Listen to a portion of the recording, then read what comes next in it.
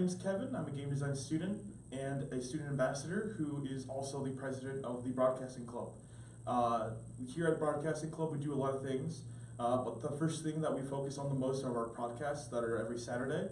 We go over your practical topics that go into the tech fields and the game fields and practically anything within that nature, but people are free to come in with any topic they're interested in. And we usually do have guests that come in. They're usually club presidents or other people who are around campus that have something interesting to bring into the club. We do have a couple of guests coming in today. We actually have the provost, David Bowman. He's going to be coming in and talking about something. And we also have a couple other people who are the your admissions advisors, people who can help you with your scholarships. Practically anyone in that system will also be here to talk to you guys about stuff. So without further ado, I'll let the speakers introduce themselves and kind of go more into the club, and not only the club, but introduce themselves. Hello, my name is Abdullah Salah, call me Dooley. I'm a game programming major and I'm one of the regular speakers in the club. Well, hello, my name is Miguel Hernandez and I'm a game programmer. I show up often. Hi, I'm Nicholas Lamacchia. I'm a game designer, and this is my third term, and I'm excited to be here. Nathaniel White, I'm an AI major, just started this summer at UAT. Enjoying it so far. I'm Brandon Mickelson, and I am a robotics major here. My third semester. Yeah, one of the three. Well, I'll quickly take my leave, but again, if you guys have any questions about club, anything about the school, practically anything, we do have a Discord. You might see some QR codes scattered around campus, so feel free to just scan that with QR code and join the discussion. And you can also catch us on our regular streams every Saturday at UAT Live on Twitch. And also, if you missed the stream, you can check us out on UAT Live on YouTube. Have a wonderful day. Awesome. Yeah. See you later, Kevin. See you guys in maybe 10 or 20 minutes. Awesome. So those QR codes, when you get in, you'll actually enter our Discord, but we have Miguel right here monitoring and taking your questions. So as we see them come up, we'll respond to them as Miguel picks them up. So, Okay, we have our first subject. ooh, and it's a big one. Everybody's heard of real life Iron Man, aka Elon Musk. the guy with like 3 different companies and the super genius that everyone loves. Well, he's been getting a little paranoid. For some reason, he claims that there's some kind of sabotage going from within his company. He thinks that the press and secret people are trying to take him down and stop production of his electric cars for some reason. Because the other day, an employee was found sending out some sensitive information about his company to some unknown third parties. And after that, he's been really on edge. He's been using Twitter a lot. Elon, stop it, please. Don't use Twitter. Don't turn into me, please. We don't want that, all right? But what do you guys think about that? What do you think about his, I mean, my first knee-jerk reaction is in any kind of movie or story where, like, the good guy's being paranoid. yeah. He's being pictured as paranoid, but actually he's legitimate, and it's the man that's making him Wait, paranoid. didn't this happen in an Iron Man movie? Real life Iron Man. This Elon actually Musk. happened in an Iron Man. Didn't like somebody hack one of his suits and he was like, no, this has to be the government. And it was the government. It's happening in real life. Oh. It is real life, except instead of students, it's electric cars. Yeah. So what do you guys think? Do you think he's right to be paranoid? Do you think he's just... I think he is right to be paranoid. If he ends up making his electric cars, like, right now they're really expensive, right? They're kind of high-end consumers and that kind of thing, but if he's able to make them, like, genuinely competitive in nature in every way, including cost with other vehicles, like, he could really threaten a lot of industries, and a lot of those industries have a lot of lobbying power in the U.S. right now.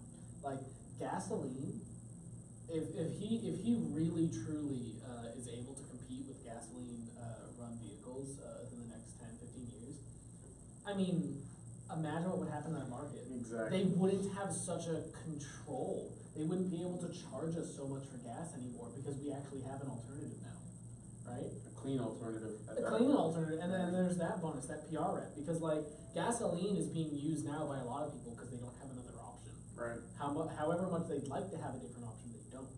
Right? Yeah. As soon as that option's presented, a lot of people are going to jump. Exactly. Now, he's wait, Well- continue. For me, I actually think that he has a right to be paranoid if somebody was caught leaking information to third parties. Yeah.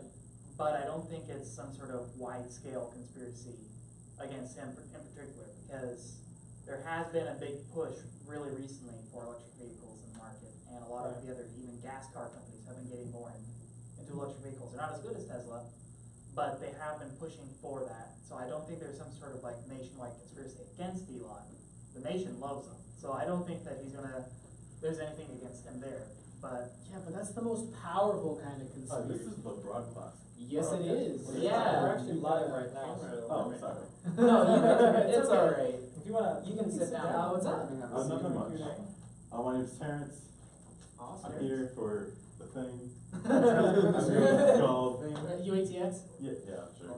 Take a seat and just, you know. I mean, if you want to sit and be an audience, we're talking about Elon Musk being paranoid. Oh, dude, his girlfriend right now though. Oh God. Wow. Yeah. Well, He is paranoid though. you heard about the sabotage, right? No, I did not. Okay. Oh, okay. So, one of his employees was caught sending out some sensitive data to unknown third parties. Oh, And okay. after that, he's been very, very paranoid, and he thinks that there's some kind of conspiracy about like different industries and the people trying to take him down for some reason. so we're talking mostly Maybe about. not take him down, but definitely take his stuff. I mean, Is the that- man has 3 companies. I But mean, I mean, do you really need 3 companies? I mean, Like, give share me the some love. land. Exactly. But yeah, after that, he's been on edge. Oh yeah. He's really been on edge. So, you were saying? I was just talking about how I don't think that it is a nationwide conspiracy against Elon himself. Well, the I do know not Big Brother, Yeah, but like not the Big company- Brother. The company. a little bit of company rivalry, Right. maybe. And I wouldn't disagree with you there, but a couple of years, I'm not even sure if he's still doing it, but he released all of his patents on electric vehicles. Yeah, his patents are pretty much To open the source. public, They're patents, but he's like, you guys can use this. We just want to make sure we're legally protected. Yeah, he So, he yeah. did that so companies like, so it'll basically move the entire market Yeah, he forward wants to. towards He really wants to electric push cars. it. He's really actually, as an entrepreneur, he's a really selfless kind of method. Like, he runs his 3 companies, right? His, I mean, he gets $1 as a salary. er, The but man's like living in a box. he puts a lot of that energy back into the industry, and like his SpaceX and his I think he's the one with the boring The Boring company. Yeah, Um, the guys who those- were selling Those flamethrowers. 2 are, to my knowledge, are being at least initially floated by Tesla. Like, they're not on their own profitable. Yeah. They're his companies, and he's taking that money and putting it in There's there. also the sunroofs company. Right. Yeah, the Oh sunroofs. yeah, I Right, forgot yeah, about that's that. Actually, I'm actually really excited. I don't remember if it was Elon Musk or if it was some other. I think it might I also think it been was Bill somebody- Gates. There is I think 25,000 acre area in Arizona that has been purchased. Oh, yeah, in I've the heard next about 20 this. years, next 2 decades, they intend to have a completely new future tech city. I'm talking like free Wi-Fi citywide. A ton of Free tech. Wi-Fi, Like, hold up. They're trying to do a brand new future. A future cities are like I'm that. leaving and right like, now. my initial idea was like, wow, that'd be awesome. But then I Yeah. remember, holy shit. You know how bad that Wi-Fi would be? The Yeah. amount of people on it. be like and, worse like, than dial-up. They're Oh supposed my to be God. like really like a electric Previous generation electric stuff. public transport, really good public transport Yeah. too, all kinds of stuff like that. Yeah. And I imagine like this plane was published before like drones and stuff were really like reasonably big and efficient. But now that they're getting there, they might even be planning to put one of the That'd be first aerial taxis in those.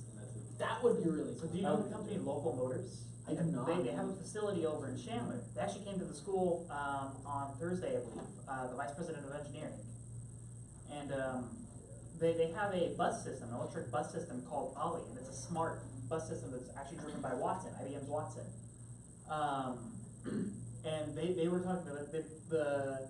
It was brought up during the discussion after the presentation on Ollie about that very subject, the Arizona Smart City.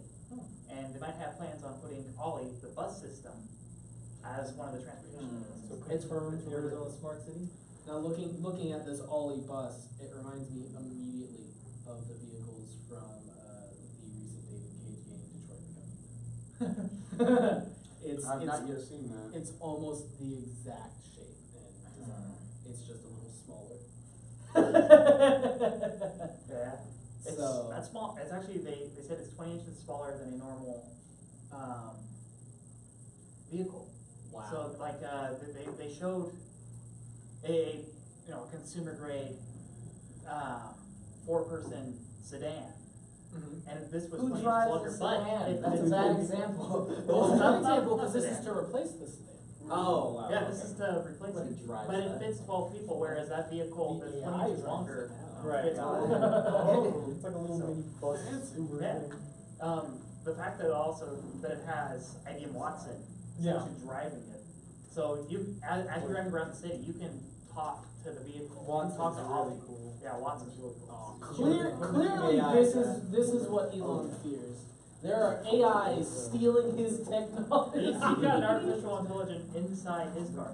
Oh gosh, I'm actually really excited. His recent Tesla, like the recent electric car, the self-driving one. Model that 3? is the Yeah. first car I have ever actually distinctly wanted. Oh, that's.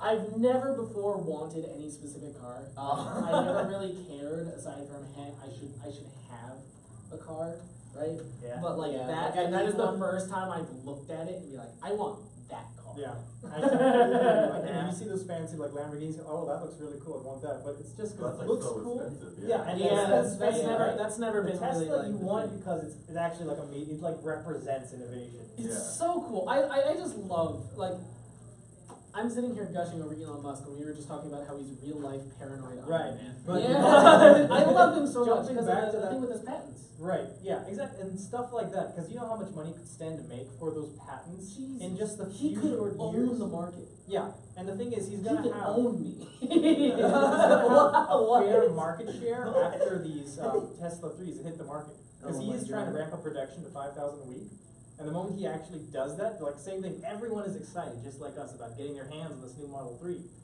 So Yeah. like projections say he's gonna own like a fair percentage of like the actual market for these Oh, God. smaller cars. Oh god. And actually, one of the first times that all this paranoia started was the self-driving accident Oh, in the Arizona. accident. Oh yeah. Which The one? first self-driving car accident. Was Here in sus- Arizona. Are you telling me he was suspicious that somebody sabotaged it? No. He was just like, after that, people were like, I don't trust self-driving cars. And, He actually mentioned that in a TED Talk before it happened. They questioned him on the driving cars and when he thinks they'll be accepted and that kind of thing on the highway and when they'll be generally accepted. And he said the issue with self-driving cars is even though right now they are better statistically than humans behind the wheel, Yeah. until they are 99.9% safe, like they make an error like 0.01% of the time at Right. most. Until it gets to that point, they will never be trusted publicly because people just like with that accident, they will just see what the car couldn't have done and see that a human could have done better.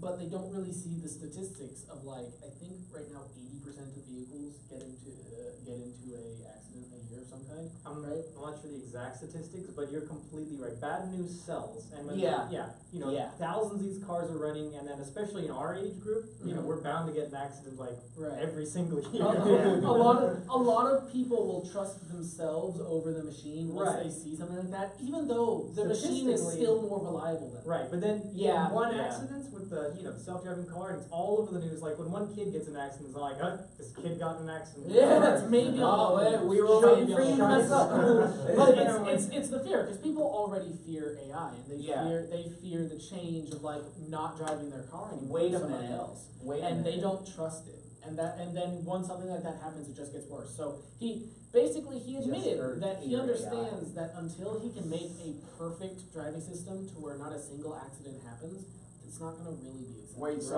okay, so we're entrusting technology, right? Right. To lead us forward. So, to help us forward. well, I think it gives us direction, does it not? Because this is whatever we come up with, that's what's gonna happen, right? That's what's gonna change That's the world. probably what we're gonna be using. So, autonomous cars. I think like everybody's already used to just humans making mistakes. We Yeah. don't want the autonomous cars to make mistakes. That's why Yeah. we put so much effort into like critiquing it Yeah, and the point making is to sure. be better than the human. Right, And no, us, to yeah. perfect it, because that's what Yeah. it's supposed to do, Mhm. right? Is to just completely eliminate the threat. Yeah, but then new science has always met like Yeah. stigma and resistance. Right. And fears fear. in It's every- really just fear, and it's not like some like hateful fear. It's Right. just they're scared of what could result from it. It's different. Right. It's scary. But wait. We've been rambling on a lot Uh-huh. about this topic, going back and forth. But we didn't ask our guest and what he thinks. What do you Yeah. think? Yeah, but Well, we do have an Oh. audience member. What questions might you have? About the self-driving cars? About Well, about anything. anything we've said thus Whenever I far. see a self-driving, like there's self-driving wanna hop Ubers in and here, stuff. Oh yeah, we have guest seats. Come on. Oh, yeah, Sit yeah. right there, for sure. If you wanna get in the camera, say hi, talk about Hi, this. my name's Terrence Cordova. I'm here today for the experience, I forget what it's called. UAT. UATX. Yes, I'm here for that. And I do know that I've seen self-driving cars, and whenever I see a self-driving car, I'm like, well, that's cool. And I've never seen one like get in an accident. Whenever I drive next to one, I'm never Oh, it's super because, afraid. wait, how many, Brandon, do you remember the exact number of accidents that have happened with stuff? Is it 3 or 2? I've only heard of one. It's only been one? I've only I've heard of one. two, There could but be I think more. there might be one of them. No, there's possibly, I think it's 3 that 2 have or happened. 3. 2, Okay. it's around there. But But, I've heard of 2 here in Arizona. but yeah, after the first failure, if you make some kind of technology and you're like, oh, this is perfect, there's no way anything wrong can happen, and then something wrong happens, like, Yeah. you're gonna stop using that and try and rethink it. Well, the stigma is like people keep thinking like they're being advertised as perfect. They're not being advertised. They're as not. perfect. They're being advertised as better than human. Yeah. Right. So the accidents that happen could have easily happened with a human behind the wheel. And the thing reasonably is, speaking. they're not even being advertised as perfect. Have you ever seen one self-driving car commercial that says you won't get in an accident? No, they just say They just say, yeah, it makes it easier. They advertise the features. Oh, it can stay in a lane and it can adjust speed. They never say this. But will people 100% look at guarantee. machines there and was they the first expect one the was machine to in be Arizona. perfect.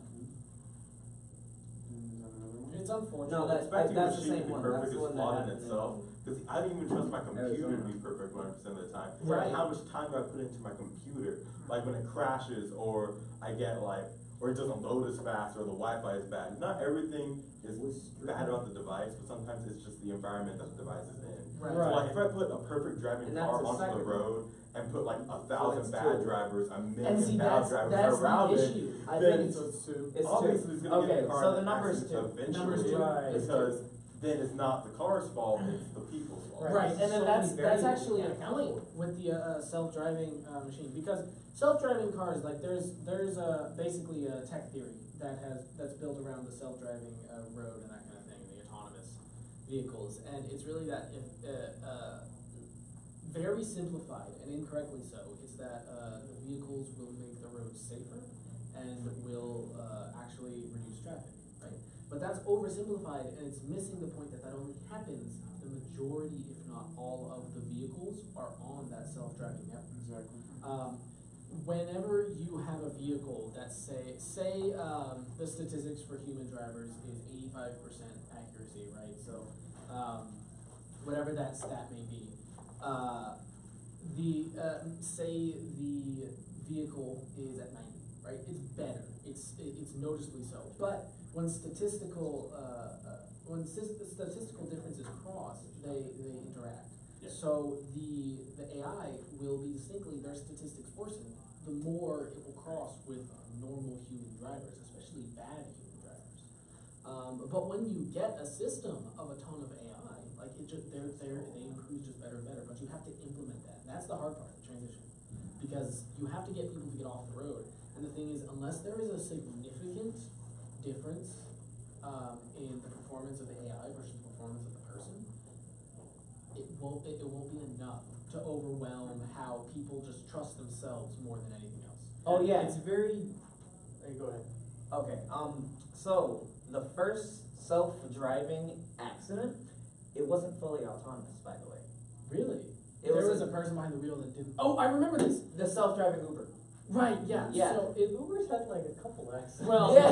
Uber's been, Yeah. the Uber's basically in the limelight because people are scared of just getting in a car with some random person, even though I feel they're like fine with They taxis. jumped out Yeah. fast though. I mean, like Tesla's been working on this technology for years Yeah. and years, like I think Yeah. almost a decade, and then like Uber's just like overnight, hey, like just Well, they those picked up from the self-driving patents, right? Yeah. Because Makes they're sense, doing but- what Elon wanted with his patents, and they're taking what he has working. Yeah, but there's And been they're so much careful, like meticulous work, like that Elon's put into adjusting it just perfectly for his cars. But his cars aren't on the road. Someone has to take the first hit. It's You true. understand? Yeah, It's and Yeah, the thing but- about Uber is actually, I like just you think they mentioned, jumped in it a little bit wasn't too fast. It wasn't entirely autonomous. They didn't jump in too fast. You got to jump in at some point. Yeah. I think they're fine. The issue is because they've got autonomous driving with manual overseeing. Yeah, The because issue it was is half. that first It was half accident, that. the guy that was driving the vehicle, the guy that was supposed to be overseeing it, wasn't paying attention. He was on his phone. Which He was one on was his phone. that? Like Okay, so basically, I think that was the one that went nationwide. yeah. So it was here in Arizona. 49-year-old woman at night was crossing the street, right? And the self-driving Uber guy, he was driving to his destination to pick up somebody. And instead of like watching the steering wheel, he was on his phone.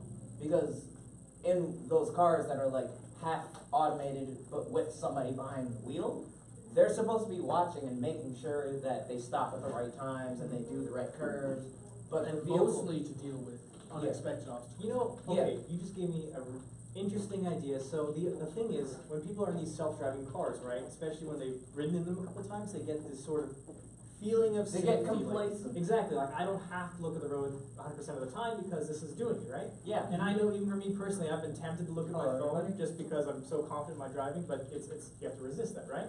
So imagine if the car does most of the work, you're like, okay, yeah, well, let's move on to two. So I was thinking, okay, just putting it out there, what if you had like some sort of driving game, like sort of implement?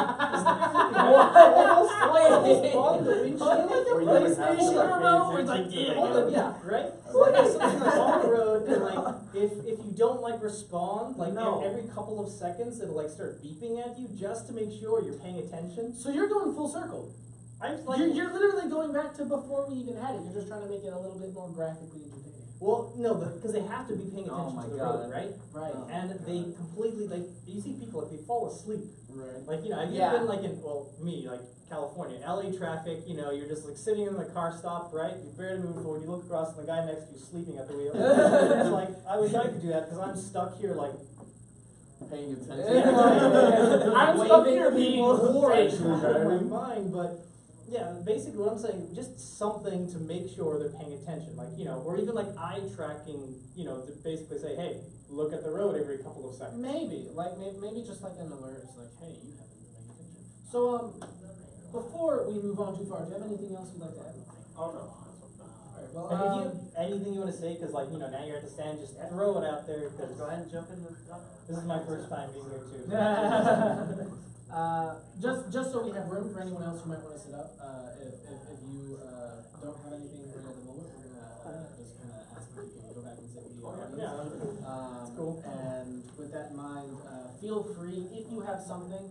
And you are in the audience, feel free to sit down to just pay attention. If you have something you'd like to add in the conversation, get our attention. We can come up and sit up. And on each of the tables, there are a ton of QR codes. So if you just have a question, that QR code will bring you to a Discord where you can ask questions that we will get right here live. It'll pop up right here. We'll answer. and Yeah. answer them. Alright, what other Okay. Sure, we're gonna move on to the topics or? At this point in time, one, welcome to Terrence and two new people. Hello. Hello. We're UAT Broadcasting Club, and this is our longest stream yet. Yeah. Well, not yet. But Almost. it will be. Will be. Give it a day. You guys are free to ask any questions at any time. If you want to join in on the conversation, go ahead. If I'm talking for too long, just shut me up. Shut me up and just ask something if you want to become a part of the conversation. So, we could either, it's up to you guys. We could either go in more depth with how everybody's taking the fall for that one incident, or we could go on to a different topic. I say let's move on to a different topic. Let's move on to a different topic. Everybody's on for that? Alright. I'm down. Great jumping point will be artificial intelligence. Yes. What did you say earlier about artificial intelligence? I want to make a comment about that. Alright. So, wait, continue? Your artificial intelligence. Oh, Norman? Participating. Yeah. Norman, okay, alright. It's number one. Alright, so, there's some kind of, stigma with AI. Like, everybody knows, you know, Skynet, frickin', We fear the Skynet. yeah, Skynet, crazy AI, or robots that'll take Rogue over AI, humans or whatever. yeah. Whatever kind of crazy little idea that we have. Okay, I can definitely start with that. Uh, Like, So let me basically the question is, Brandon, are you going to be making their bodies? let me just say Hey, I only something. build the body for the AI. Right. Nathan's the one that takes care I'll of build the the brain. Wait, yeah, he so builds the okay, brain. humans are creating AI, right? So imagine an AI, like every AI is going to be human based. It's going to be our opinions. Vaguely, yeah. We're going to be Into- projecting ourselves. Right. So It'll be the advanced version of raising a child. So it'll make our mistakes less often, but it will still have that fault, that human fault, because we created it. Well, Kind of. what yes. kind of mistakes? Okay. Okay, so, actually, good example of this. Have you guys heard of Norman? The No. psychopath AI? Oh, well, that was that's a terrible terrible. example. That's a That was- terrible example because that's an intentional Yeah, they- creation. Yeah. But that's not Well, But, that's but a the best mistake example. means it was an unintentional result. Well, okay, Yeah. but you don't know everybody's intentions. Right, but that's a specific thing. Right. If the creator got their intention right, that doesn't mean it's a mistake. Yeah. That's like Sure. writing off all nuclear power just because people can make bombs. Yes, But I mean, there was a good point. preferably. There was a There's good that point with example. Norman. I'm pro-nuclear, but well, when they get to fusion, then it'll be perfect. Okay, Fusion, different fusion topic. energy. Different topic. So, a few Okay. people though that we've got walking in, feel free to come and take a seat over here. Yeah, if you have any if you'd like to questions, sit just down. raise your hand. Maybe we'll call on you. Yeah. And we didn't get the sign up. Oops. Well, Whatever. But yeah, feel free to come in and take a seat if you'd like to sit in for a bit longer. Thank you. So the whole point of Norman was to prove that there's really no such thing as, like, we shouldn't be that worried with some kind of technological uprising of what we created coming back to bite us. At least not for a while. Not for a while. Right. So basically what they did is that they tried to make a psychopath AI, and they photo and video trained it with a bunch of weird things on the internet. From Reddit, specifically from Reddit. Yeah, from Reddit. What? And this subreddit that That is makes a focused psychopath. on some very morbid things. And the AI was just being fed all that information, and after that they compared it to a normally trained AI and started asking them both questions. So basically, it just pointed out that like you can train an AI to be whatever you want, but this doesn't happen incidentally. In the end, it's just a tool, right? It's just a very advanced form-fitting algorithm. right? Yeah, So, so you have to remember that they're not really like general purpose like our brains are. We can think of multiple different really abstract topics. Mhm. A lot of Right. the AI we have right now are very specific in what they do. They're We're- meant to perform a specific task. Right. Because we're Serve still coffee, well, such things. We're still unable to create an AI that can be trained in a given task and then give it something else and it use the skills it got from before to achieve that other goal. Because it won't DeepMind's getting understand close, those right? goals. But what I'm saying is that it's simplicity. DeepMind's getting close. I think Well, it's that's because it's being trained in everything, and that's the big thing. What we've reached with an AI is it's not. We haven't reached the self-thinking stage where it makes on-spot decisions without previous information. well, the question about AI, since we're talking about it, is do you make decisions, or can you make decisions without previous information? Yes, and well, kind of, and that's the thing. And AI, it's mostly everything I do is based on my experiences. Exactly. Vaguely. But the difference between me and an AI is that an AI directly references those experiences to see if this applies or not. And if it doesn't, I'm not sure, it might piece things together to try and do it. Whereas I am similar in that process, but distinctly, if it is something completely new to me, I still have base reactions to go off of, like base code would be the equivalent to the AI.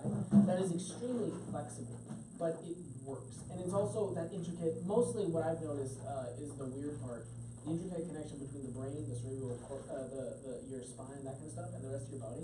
I don't think we've been able to replicate that with an AI and a robot body. So Like, they just haven't figured it out. You're saying Well- teach it curiosity through code. Well, we can teach curiosity. The issue is, The reactionary part, that lower brain is actually really easy to do because that's what I do. That's but does the that's low compute? stuff. But does the AI actually fully understand how to You're doesn't have to meshing like understand. AI That's- and robotics. It's like Yeah, so in that terms, that's more like motor functions and stuff like that. That's really low level stuff. Even you as a human don't really have to think about that. Well, You just take the input, the high level input, think about it, and then your brain just knows to send it there.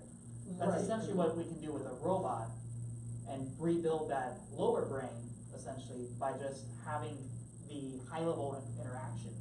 Interact with that low level. So Okay. that's really I simple think code. we've reached the point But- where we've like triggered that side of Wait, this is their subject. the robotics Their guy thing. and the AI guy. Like you know what? You both can. I'm tired of hearing robots already. No, go ahead. one of the main limitations we have right now with AI is, again, it's just a very, very advanced form-fitting function, right? So you can train it to do those things, and we're getting to the ethical, like, and sort of interesting questions. Can we prove that we as humans do anything more than that? And one thing that we humans do that we have extreme difficulty replicating in AI is correlate cause and effect, right?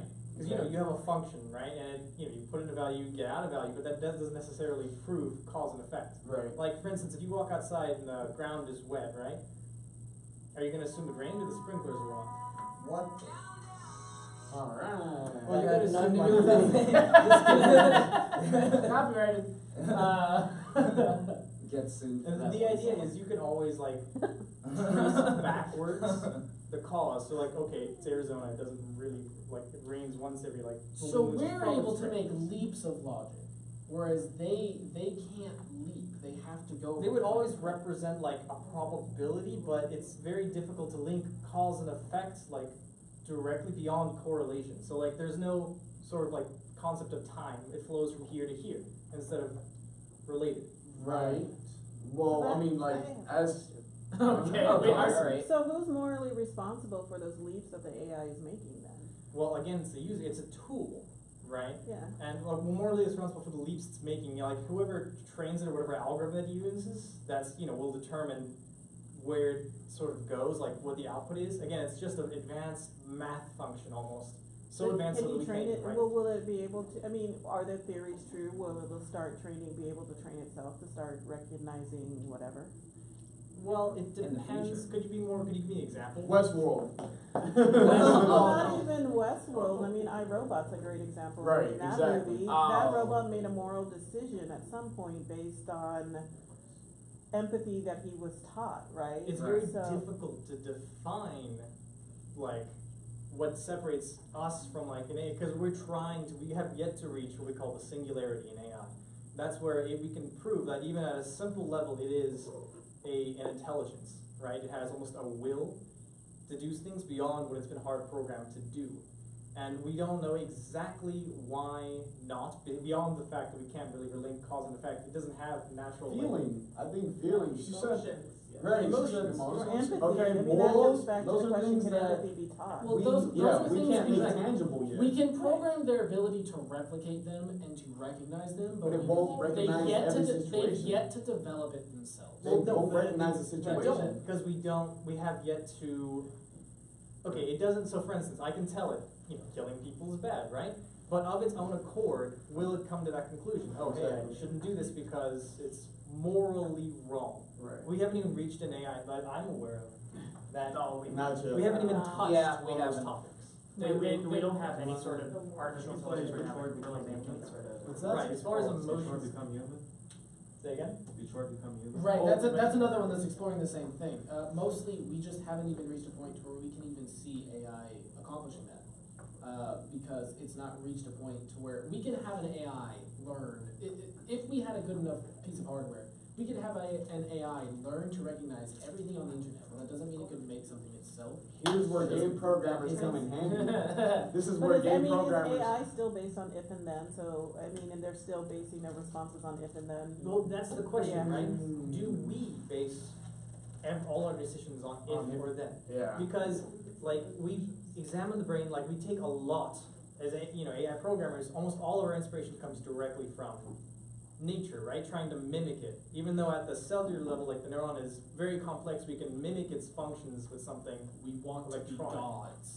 No, No but I way. mean, AI is being used right now for automatic chatbots, so it's replacing customer service. Right. So we're training the computer to, and I don't mean to hijack your conversation, but Go ahead. No, now my we brain want is, this. but we're training computers to have human-like responses so that people feel like they're talking to humans. So Right. how do you, when you're talking to a computer in a chat, is it using specific terms that you're typing or saying to gauge kind of where you are? Yes, Well, it has an before we do that- algorithm of keywords where you'll say like help, and then like it'll give you a list, and then it'll tell you or tell me what's wrong, and then it'll grab keywords from your sentence or whatever you typed out, and then it'll reach a conclusion and then lead you try to lead you down that path. One real quick thing to add before we move on with the AI thing. Having been in like a customer service-esque kind of thing, the difference between a customer service AI and a customer service person right now is very little. Mostly because people are kept on script. You are not allowed to just say whatever you want. When people ask for certain things, you give them certain things. And really, we've been doing AI customer service for years now. The difficulty is blurring the line between is this an AI and is this a human, in which making their ability to making the AI's ability to determine what we want as customers better. So it's already figured out what the company wants it to do in response to problems. It's really just a matter of figuring out what the problem is from the person, because you have to be able to recognize a ton of different voices, recognize what they're saying, and put together what they want from those voices. And it just takes time building a database. There's a couple things from artificial intelligence research that go into that. Natural language processing. That's what we're gonna bring in. Also context recognition. Right. Being able to understand So, what the context is. Remember, like a while back, I think it was like more than a year, like Google's Translate completely revamped. Like, if you put in well, even if you put in the word, it's still pretty terrible. But if you put in like a sentence, it actually got better. Instead of translating word for word, it would actually make grammatical sense now. Because a lot of languages have a different type of context. Not only that, but exactly what Brandon was saying, like we have these natural language processors where it can take the full sentence, right? Because how do we understand, because all speech is, right, like in English, is I'm just, vibrating sound waves, and you recognize the pattern of those vibrations, extract meaning, because we have these ideas, like when I say meaning, you have an idea associated with meaning, what it means, right? If we could somehow, put that idea, program it into a machine, right, and then have it recognize the same things we do, ideally we could, hold the same meanings from sentences that, or, AI could that we can. So that's the sort of the goal of natural language processing, is to extract meaning from sentences, get context from other sentences, and try to figure out really what the person's trying to say. That's through, so that's through hearing, listening, right? And that's through text as well. So Text through and text is a little bit different. You can edit that because we have a structure to language when it comes to the written language. Well, it's more or It's a less structure the to same language process with a different speaking as well. input. Right. Right. And like it's a little bit more complex because you can make mistakes and things like that. Exactly. But typos can happen too. Typos Really, can from what I would imagine, the difference between audio input and textual input is just how advanced the ear on the AI There is. you We're go. able to advance. We've gotten text very down pat, but we've also gotten right now audio input is actually fairly well And the developed. thing is, you'll usually, unless I'm incorrect, take the audio, convert it to text, and then process that because I would imagine Yeah, that's what that's it is exactly because how you would because do it. because Yeah. the only way I would imagine is they have to teach it words, and they just teach it words by saying the word in and like giving it a variable of recognition. usually, And then attach that to a text word that it then processes normally. Exactly. You would also have to teach it like the vibrations. Well, like how- someone like would how have to s- talk well, that's to what I it. mean. Yeah, The that's thing what is, I that's a meant. completely different process. Like, okay, so imagine there's, so it goes from you speaking into the microphone, translated to words, right? That's one AI. Then the words get natural language processing, it decides on an output, right? That's the second AI. Then it takes those words, that it's generated, and then text to speech. Creates Right, next and word. then actually the text to speech is a different AI. If you've heard about the Speech Google's to text. duplex, Google's duplex. no, text to speech, the duplex, because they recorded tons and tons of different conversations from what do you call those, customer service. That was it. Yeah. They recorded all the customer service contacts, and they tried to add in voice inflections to make it sound more human. So that's like three very different segments of artificial intelligence that, even though they've been strung together, shouldn't really be confused. So really, as of right now, we don't really have a single AI necessarily that does multiple tasks. Yeah. We just have a string of multiple little AI. Well, the thing is, that's the same thing with our brains. Yeah. We have different Right. structures within our brains, like, Yes. So then that brings me actually. So that's going into neural networks. Right, Right. yeah, the So neural network thing. we have multiple neural networks that are all layered on top of each other that are running different processes simultaneously. and have different Inside functions our own and brain. specialize in Yeah. different things. Right. So that actually brings me to a question that's actually been kind of posed a while ago by the Mass Effect universe. In Mass Effect 2 or 3, there's a character dubbed Legion, and basically he's from a planet which their species developed to a point in which they were developing a lot of AI, and eventually something catastrophic happened to the organics there, and it was just the AI. And none of the AIs were particularly advanced to their own, but they ended up creating somehow through some setup system a literally planet-wide neural network, and the sheer amount of AI allowed it to become sentient. Is that reasonably something that's even possible with what we have now? If we were to just take every AI we have, replicate it by the hundreds, and just string them all together, is it even theoretically possible? Sentience is a very difficult question because we don't exactly know when. How we're sentient. Not first of all, how we're sentient, and then where do you draw the line in sentient? Is replicating sentience good enough to be called sentient, or like? So the Turing test. Have you ever seen what's that one? Turing test movie about a ex machina. Yeah, that one. That was really interesting. You know what I think would be the line? What? When you can hook up an algorithm to the internet and it solves everything itself. Using the information. What is Wait, hold solving? up, what do you mean? So, Like it recognizes a problem, right? Comes up with a solution. exactly. So Oh, it oh, teaches okay. itself Okay. to become whatever it So wants it to be. creates its own problems, Correct. and then solves them. Correct. And then proceeds to make new. Because the problems. creative property needs some sort of. That would be right on human level. Yeah, Exactly. That's what I mean. And so Exactly. basically, we're drawing the line here as creating its own problem. Well, Right. okay, here's the thing, right? A lot of people associate sentience with it's an impression of self and other, right? Right. You know, the ability to separate the two and sort of analyze someone else to get a deeper understanding of yourself, right? Mm-hmm. haven't really had as many experience with two AIs like examining each other, and it's very difficult to get an impression of self at these early stages. For instance, can you even say that a toddler has an impression of self? No.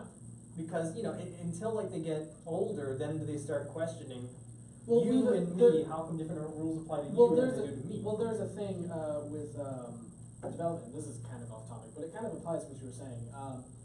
Up until I think 2 years, a child doesn't understand that what they know or what other people know isn't what everyone knows, right? They don't understand that you know different things than they do. So, for example, the test that expressed this is they had basically a puppet show where they had two puppets, a cookie in a jar. And basically one puppet, they had a cookie, and they placed that cookie on the table, and then they left. And then another puppet came in, took that cookie, put it in a jar, closed the jar, and then left. The original puppet comes back, and then they ask the kids, where are they gonna look? Where is this puppet going to look for the cookie? Up until about 2 years, the kids answered in the jar, because they assumed that that person, that puppet, knew that the cookie was moved, even though the puppet wasn't there and supposedly didn't see it, right?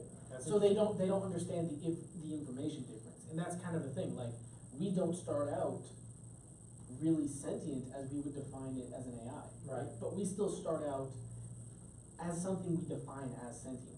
Right. People do agree that children Because are we look at the results and say, aware. we are sentient, like sort of Yeah, a little term. and then we wouldn't, like, an AI at the level of a small child would not be considered intelligent. And then here's the interesting thing, right? So if we assume the mind is just like an AI, right? Mhm. Then we have millions upon millions of, you know, these neurons, right? All with trillions of connections, right? I think they estimated it'd be like, you know, you need like a teraflop processor. Yeah.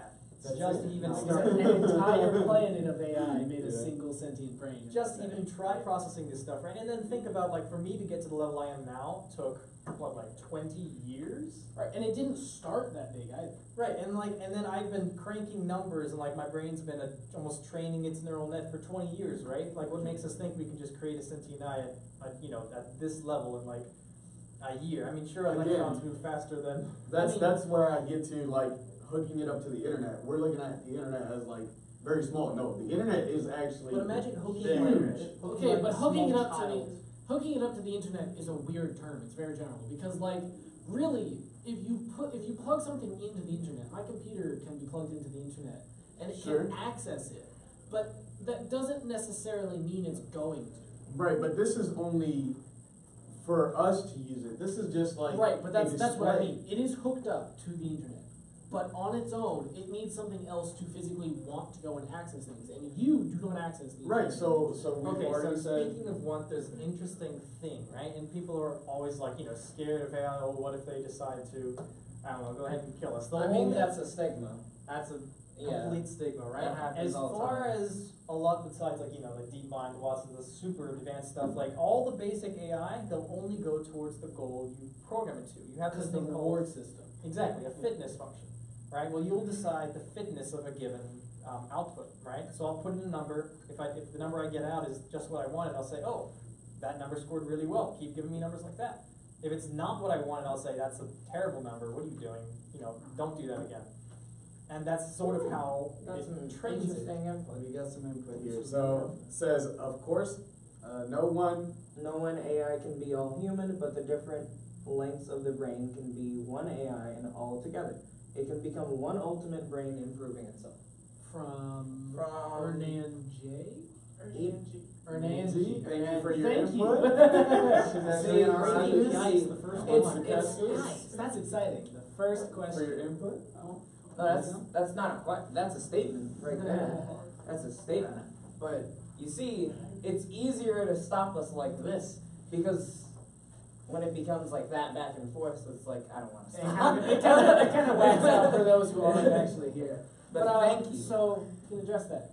So, what exactly are you saying that? Could you just rephrase? I mean, you're here, so.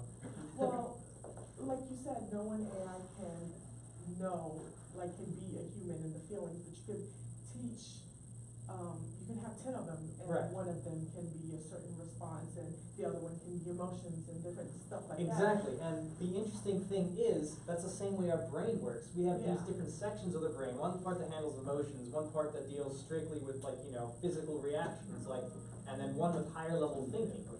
And yeah, it's sort of incorrect to think that one simply, like we can use the same structure for AI everywhere and will somehow attain sentience.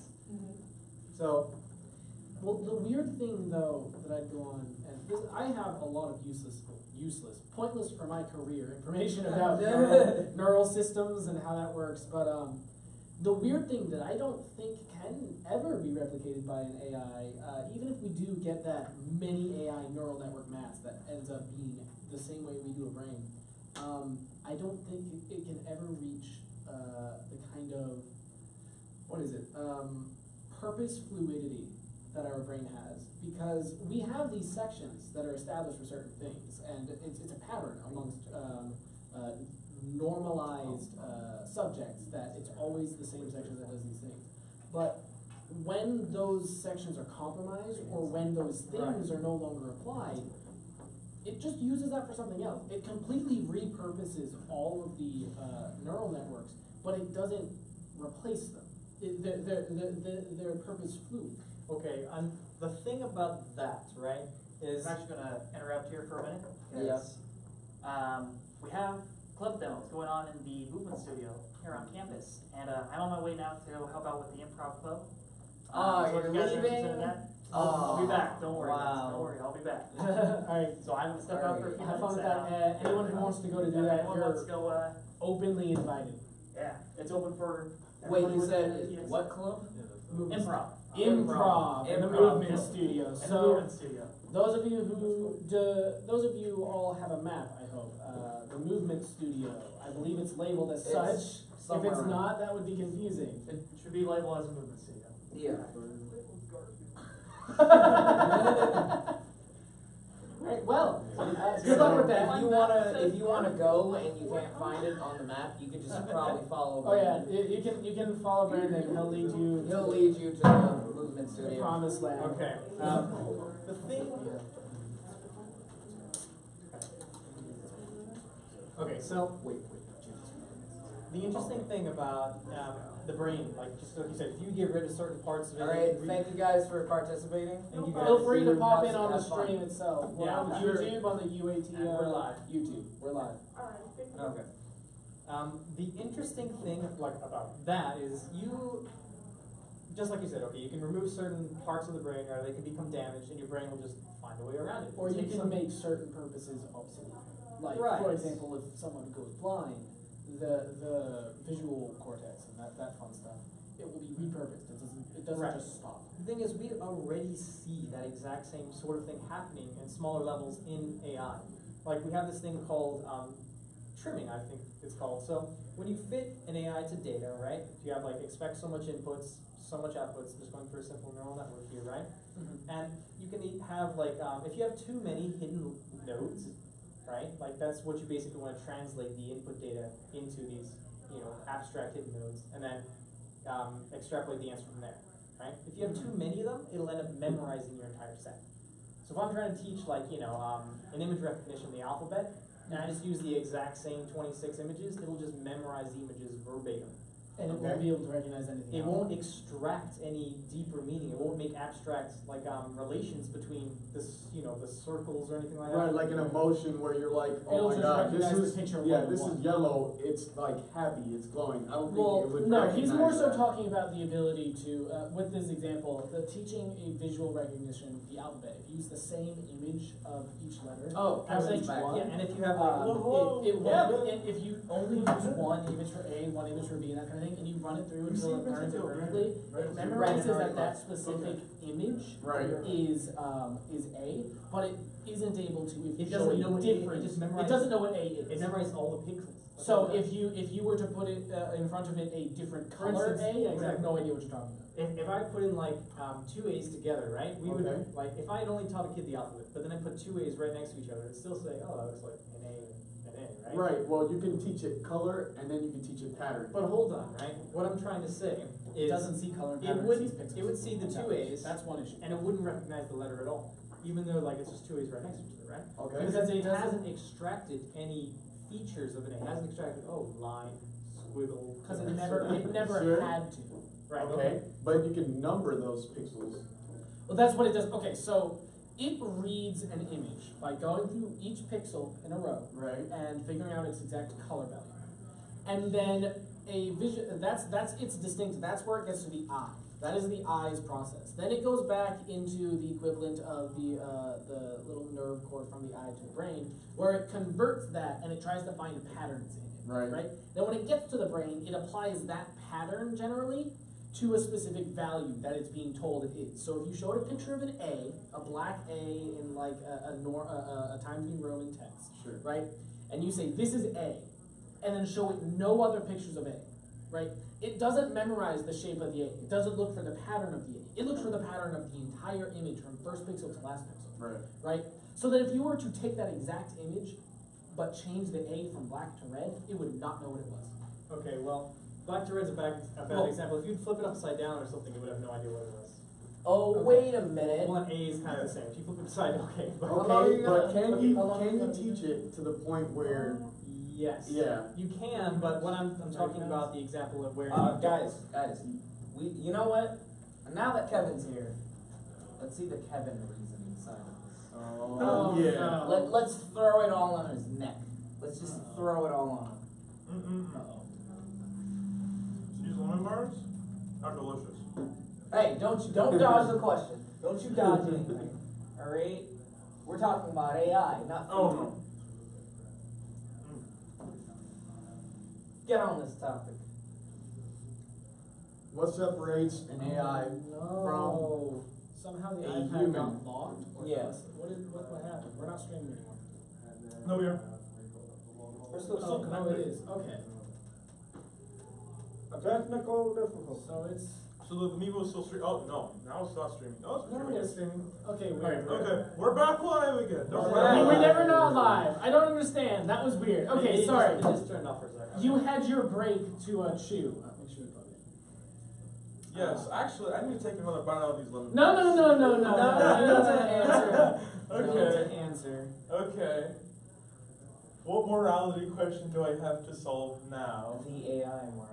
Oh, that's a general question. Oh, Give him come a on. question. No, I want him to be here forever. I want him Give to him be a on the question. general. We have about 13 minutes. Give him a question. Okay. Alright. How about, okay, you do it, Nathan. I just wanted to finish up my. Okay. Oh, wow. okay. Okay, well, all Wow. I'm saying, right, is if I were to get rid of some of the neurons in the middle, like just grab them and throw them away, right? At first, it'd just spit out nonsense, right? But that's much like, losing part of your. motor Yeah, cortex, your right? actual brain. Right. It's like You wouldn't be able to do stuff more, but you could retrain your brain to still, to just use a different path to do the same thing. Sure. In the same way, if you continue training the network, it would eventually learn, the same. It would relearn It would relearn it, just have a different configuration. Okay. So it can do that. But that, I guess that also would require kind of, to accomplish what I was specifically talking about, it requires more than just like the end and beginning remaining.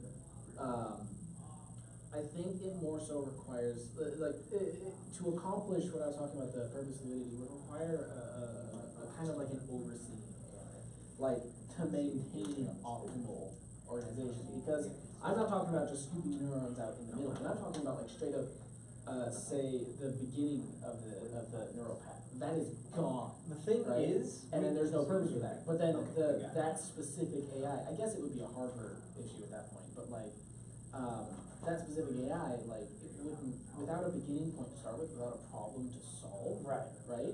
it wouldn't do anything. And that's just the limitation of the AI you're thinking of. Because in our brains, so when I see the letter A, right, I have all these little pattern recognizers almost, you can think of it like this in my brain, right?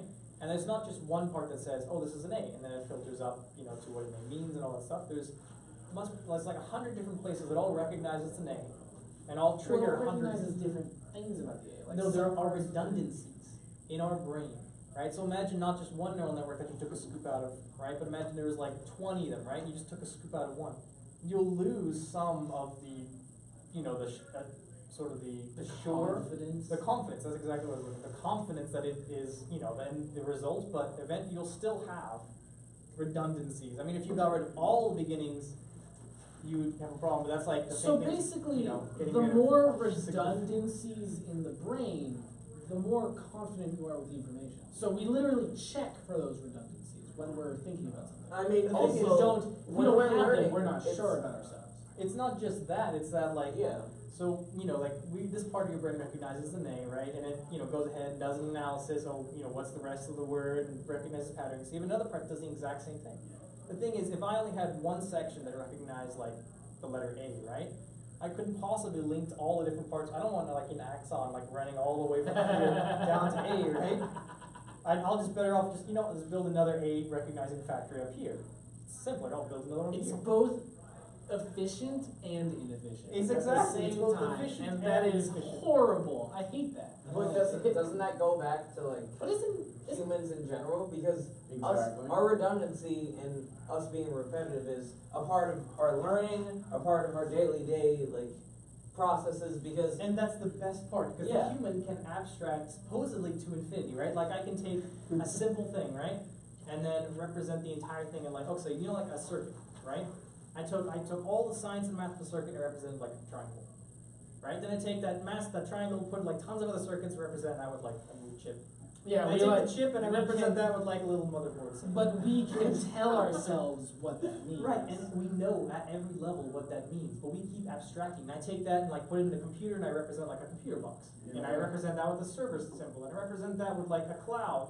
And the idea is we keep the mind can infinitely Make its paths, make yeah. a pattern, abstract, go back, Right. add it to something else, abstract, add to something else, abstract. So AI just can't do that, or It we haven't been able to teach it. and that's what deep mind is meant to do. Right.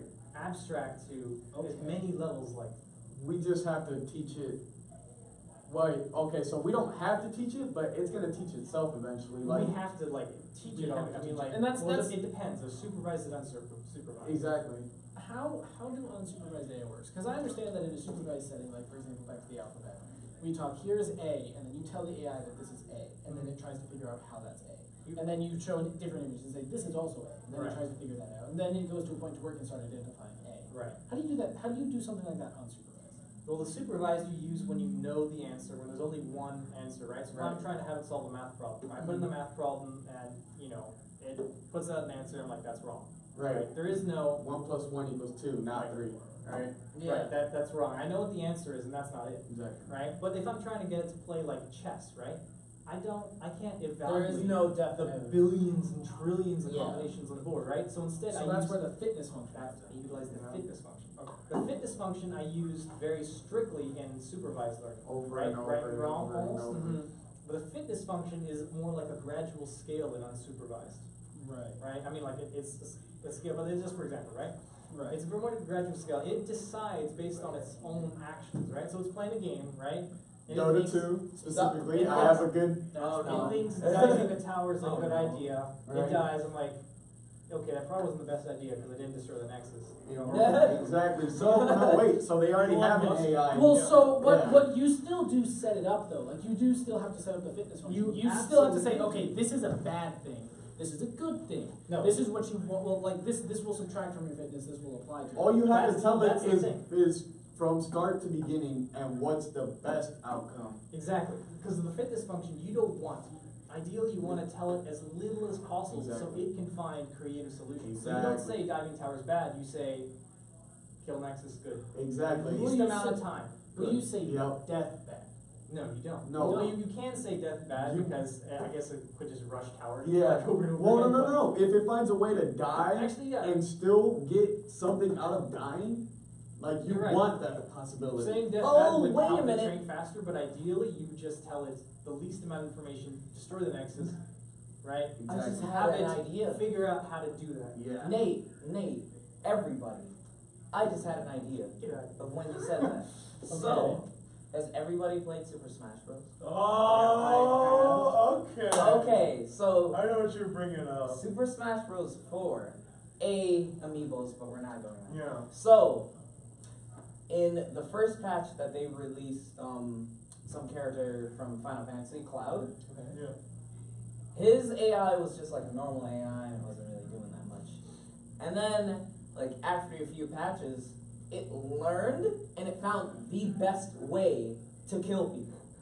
It literally would just stay back from you, hit you away, charge up limit, and that's all it would do. And then once it has limit, just go in on you for no reason. But before that, all it was doing was just doing basic attacks on you. And then after it died, it's like, alright. And that's just like the Dota too. The Dota Yeah, 2. that was hilarious But the to me, Dota 2 though. is Yeah, like, that- how how how extreme the Dota 2 one is, where it Yeah. like plays for 5 people, and it's like, oh my Yeah, god, it was what are you able doing? to- it was able to Well, beat, my favorite thing though is like, yeah, the big thing, it was famous, it was able to beat a ton of like professionals, but then like right after, not even a month later, there was like 50,000 articles of Dota 2 players take revenge on the fucking deep mind AI. And it was But like it wasn't really like taking revenge. The That's players the found a way to break the AI.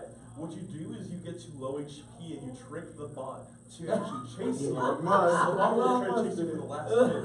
You flip it around the top of the trees and you get stuck behind the turret in the trees. It'll try to reroute and it'll die from the turret, therefore ending the 1v1. So you effectively She's greater than AI. you effectively so eventually the cheese AI though will learn that, won't it? Exactly, it will know not to do this. Like eventually it will What figure it that out. means But if it's is done over like hundreds of times, Right. that would require people to constantly keep training the AI. Well, that's the That's the point of point. unsupervised learning. Is Exactly. that just means it never reached that state. It never reached the state where one of its AIs, because it's playing against itself, was Yep. running away from the other and happened to try to cheese it. Yeah, but then that's where when it's very good, you put it against, like you just put it on, like you have it queuing infinitely. Like imagine if you got permission from like Riot or from Valve or whatever, and you just like allowed for 10 accounts to be 100% like queuing all the time, and it's just an AI playing against real people. The thing is, it's a function of Imagine You if know. an AI ended up as masters in one of those games. That Like would they be got surprising. permission to do that, and they're like, okay, this is the AI account. Okay. It'll play games 24/7, and then it eventually Just- just ends up. It has been invited to esports. I think it was recording for about like, I would say like a week, like just it playing by itself, learning by itself. Yeah, it plays against itself. So it learned every outcome to beat the world champion, the human champion. But remember, it's running like hundreds of simulations simultaneously, all In of which them, it's like playing both sides. 24/7, and then in accelerated games. So it's Exactly. running And in it's accelerated playing games. both Within sides. a week, Yeah, and it was able to defeat a And the human thing is, player. right? but it played Okay, over. but that it was played the over- equivalent. That Yeah, would be that's the the equivalent of like a year. No, worth of, even not more than a even. year's worth of It practice. was over 100,000 matches recorded on that account. 100,000 matches. That's Right. more than like top I've not 10. played that. Yeah, many. that's more than the top 10 competitive players like Together game plays combined. combined. That's probably Yeah. not humanly possible. No, there's Well, that's what. To Okay, get that so in what games are we if you've been playing from the creating? beginning of Dota 2. What are we Okay, creating? but here, imagine this though. We're creating something that over that amount of extreme, like that's huge compared to all of these different guys, right? We're creating something that can beat them, but then can be abused, right? Hardly. No, it can be abused very much By whose hands? by anyone. Okay, define abuse. Yeah. The loophole that Kevin Okay, be like, cheesed. I cheese. Okay. It's always I've always called that abuse. No, and you. It's abuse. It's abuse. Well, It's abuse. I call it abuse because it's abusing a Chappy. loophole. Yeah. He's talking about It's Chappy. a phrase. In a sense of Abusing word, a loophole. You were completely correct, right? But I could see Miguel. He's like, abuse. Like, how are you gonna abuse that? Yeah, I'm gonna fucking beat the shit out of Well, it. no, Yeah, use I it mean, to, like, like, honestly, like, no, I'm saying, like, okay, so you're abusing it in the sense of, oh, well, I can abusing cheat the its system, right? I Right, can yeah, cheat you're the taking system. advantage. No, but what I mean is, it can beat you eventually. I dodged. Yeah, That's but what so- I mean, but how Oh, can you yeah. beat something? Well, but so can any human. No. It'll beat you eventually. No. Yes. Okay, so are we talking about time then? Who's gonna win? Because if they It depends. It depends. Okay, so here's the thing. If the AI is continuing to run simulations on itself, Yeah. that kind of the issue, the reason why I call it an abuse of the glitch is, like he mentioned, it's never going to get, it doesn't get to a point in which it figures out that that is an optimal play on itself. So it never learns what to do in that situation, to not go into the tower, to not get stuck in that situation. That is such a specific setup that players did out of creativity because you're like, you know what, I want to mess with this thing. Because it's something that the random result of things, randomness, it's not able to capture because it doesn't play purely random as it trains. It improves its play as it goes. So that is such an unoptimal play that it's only optimal because this thing has no common sense related to it. All it means is that they didn't have enough starting positions or a high enough variability, like learning rate when they were teaching it. Because that's such a random thing. And the to thing happen is, on not only that, but even after you do that, you might still reach the same conclusion. What I'm saying is, okay, so just like with a human, right? So say golf. You try it once, you suck. Right? Is that a personal like experience? No, it actually hurts. It's true. Okay, you try it the first time, you suck. You're bad. You do it like you do it over the course of like a week or a month. You start getting kind of good. Feeling kind of confident. But you don't even compare to those people who are professionals, right? No. Like they say, 10,000 hours is the the amount of time it takes to become an expert at something. And the thing is, you can sort of graph your proficiency with time, like is sort of a graph that goes up very steeply to begin with, but then sort of pans And it out. also depends on how much help you have, because sometimes you'll make a change, but it'll be parallel. It'll be perpendicular to your goal. Like you'll just move to the side. It's like, oh, I could have been doing the same thing and it'd been because it's just as bad. It's just a different choice. In general, yeah, but it's like, I'm just saying the learning curve, like you learn extremely fast to begin with, and then it sort of like slows down a lot. And then like in the last, 9,000 hours of the 10,000, you've only moved up like, a couple percent in like your proficiency. The same thing goes for AI, right? In the first 100 games, it learns more than it does in the next 500, right? And in those ones, it learns more than it did in like the next 10,000.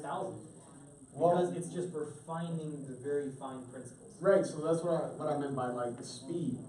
Eventually, it's going to be faster than us, right? So, What do you mean? well, if you put it up against every player in the world, it's going to record that. No, it's going to record that. I mean, however you want to do it, it's going to record that. It's going to have that as an example. It matters though, because if it's all at once, then it's not going to learn from each of the different matches and apply it to new matches. It's just going to learn from them all at once, right? But if you do it in order, it'll learn from the last match and apply the new knowledge into the next one. Okay. So that's a distinct difference. So one by one, Okay. it still would learn faster than a human being can do that. No. It would actually probably learn slower. It would learn slower. I see what you're saying, right? So that's the advantage of an AI, right? Is that you can, Is that you can only do one Nicholas? place at once, and one thing at once, right? Exactly. In AI, we can do that. We can train in two different circumstances, apply and merge both of the answers, right? So you could, if you just, everyone have a local copy of the AI running in the machine, right? Exactly. Versus everyone, it takes all the data, sends it back, it merges it, and sends it back to the update. Now what? You can't beat it. It's a Doom bot. Well, no, that's just the thing, though.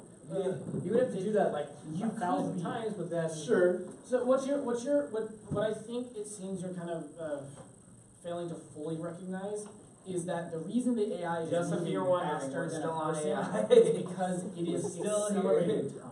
The Still fact on that it. the AI is not limited by all of the hardware that we're limited by, it's just digital, just And that's what makes it in so its software. powerful and It's able to learn fast. It's able to simulate a lot faster than people. But if you were to put an AI and teach an AI from beginning to start against human beings, even if you put it against a lot of human beings, it would be slower than any one person. Unless you got a lot of simultaneous games, and that would be that's That's what what you we were saying, saying, like yeah. simultaneous games. Right, over and over. But then there's also a hardware situation that you've got to deal with. Yeah, You've got to well, have the okay, hardware. so that's a for huge- example, you just throw it all on everyone's computers. Yeah, that's a huge problem though. Like to create a brain, right? To create a brain. How much technology would that take? Interestingly enough, it doesn't run well on our processors because they're general purpose processors, right? The processors are meant to be able to do lots of different calculations, right? A little bit of graphics, Generic things, right? graphs, Exactly. But then, when a GPU is very, very good at simple math, matrix manipulation, right? Matrix multiplication, and that's all you need for an AI, right? So we have these graphics cards that are dedicated for doing this simple sort of math, because that simple sort of math is what you need to render 3D images, right? Calculate what all the points are going to look like from my camera's point of view, right? So you take, that's why AI training is done on GPUs. So you take your AI, right? You write in this small, like, C++ or anything that you can shove off to, the graphics card, let it do all the crunching because it does it so much faster than the processor. Right. So it just depends on what level of brain you want. It really does, and it so much depends on how you write your code. Like, Right. you imagine a few doing Wow. it one way or another. Can So be we come into a full circle and blame the programmers. It all depends on how you can. No, I'm joking. Well, It's that's all the good question I was shit. asking earlier about the morality. Is it the programmer's fault at the end of the day Of when course it AI is. Yes. progresses to a point where they're making decisions But on I their see- own? I mentioned that in the very See, beginning. I mean, Grade A it example. depends on what you mean. Because Always on comes one back hand, to my it's fault. either, yes, it's directly their fault, but also with the continuation of your question, like if it develops into a moral state, that's kind of like blaming the adult for the child, right? If you can, to some degrees, a lot of cases, place blame on parents for how the child turns out. But at the same time, there's certain variabilities that if you are able to get an AI that was programmed by somebody and developed external of him to a moral setting that is different from his moral setting, or maybe, hopefully, in the case of like, is he morally responsible, is different from his moral setting, that means it developed its own decision tree that is different from his and could have possibly resulted in any huge amount. So it's kind of his fault and kind of not. This is why I said it's always going to have a fault, because humans are the only ones that can create. Yeah, The that thing create is, it. Well, science, until computers start creating their own. right, that science can't be moral or immoral. You can Science only get to is that. just- You can only get to that point whenever you're, at that programming level where you've decided to make something that can learn. And also, it's a question of like, most of the, I do not imagine there's going to be many cases in which an AI is given, okay, your end goal is whatever you want. Exactly. Right? And that's what happens with people. Their end goal outside of keep their hardware running and produce a child is whatever they want.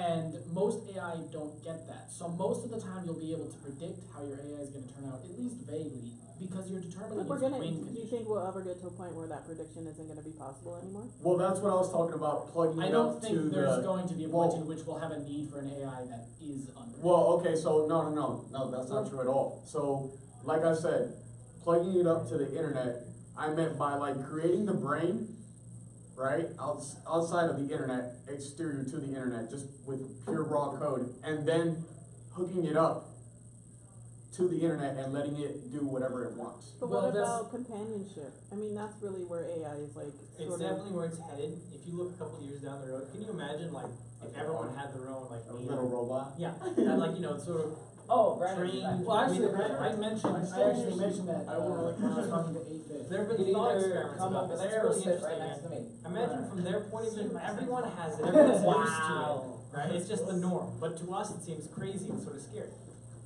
But And it what I was look- saying earlier is like, again, science can't be immoral or moral. It's just facts It's about just the how universe. it's how used. used. Exactly, how it's used, how it's applied, what people have access to it is what can make it. So really, Well, the question is like, a lot of people like really fear like the AI from like Detroit Become Human, right? Yeah. And it's an interesting story, and it does some things that I don't think it should have. But beyond any criticism of the game, which can be talked about later if necessary, the big issue I have is those androids in that setting were created to do labor of some form. Most of the time it's physical labor. Sometimes it is a housekeeping related labor, which includes a lot of times like taking care of children. But most of the time it's just for the purpose of labor. Which calls into question to me of at what point and why were they given an AI so advanced as to be able to develop the self-indulging, like the human existence? Because it may be possible for an AI to be developed to a point like that, where, like he said, you can plug it up and it comes up with its own purpose. But one, that's extremely difficult to do because you have for an AI to learn for itself, there has to be the fit fitness. And then you can algorithm. question: do we have our do we decide our own purpose, or is it? We do. We actually do. Wait, It's well, our wait a decision minute. to say whether we let this thing run us. Well, or hold on, we hold on, run no, it. no, no, no, no, no. We're not talking, that, not just that. talking about like a human setting a purpose. We know On a that human a human's base fitness function, the equivalent, is the need to maintain its hardware, be it feeding itself, watering itself, keeping itself from being injured and So avoiding survive. pain. Survival, maintaining its hardware, would be the equivalent. And reproduction. Those are the two parts of its Two fitness biological function. needs. Correct. We can't Right. get into the fitness would be Maslow's hierarchy of needs. Right, Right. and then it's basically the hierarchy of needs. What we do when those have been accomplished is entirely up to us. Well, And AI, if it accomplishes those things, I imagine as we have right now, once those things are accomplished, it stops. It's got nothing else to do. It can be argued that we will always act in our best interest. Like you go and you give, some spare money to a guy, you give to charity, right? It can be argued that you did that because the benefits or the good feelings you felt from doing that outweighed, the value you saw in that particular month.